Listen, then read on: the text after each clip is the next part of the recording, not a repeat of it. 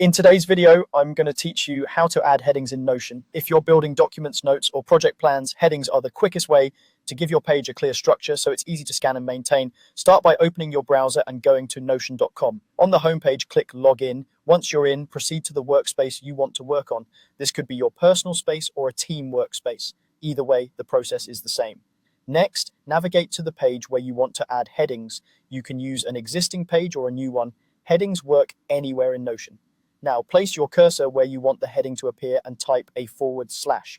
This slash opens Notion's command menu. A drop-down will appear with a list of options. From here, look for the heading choices, heading 1, heading 2, and heading 3. These are the 3 levels of headings in Notion.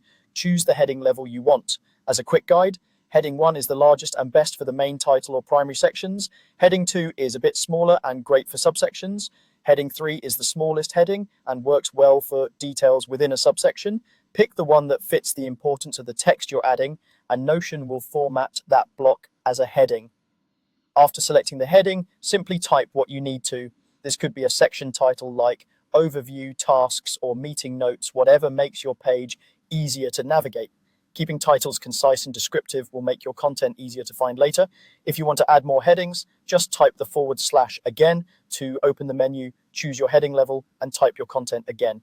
Repeat this as needed to outline your page. Using consistent heading levels helps you create a clean hierarchy so anyone reading your page can quickly understand the structure and jump to the section they need. As you build, think of headings as anchors for your content. They make long pages manageable, help you stay organized, and set you up for easy scanning and better readability. If a section feels too long, consider breaking it up with an additional heading at the appropriate level to keep things clear.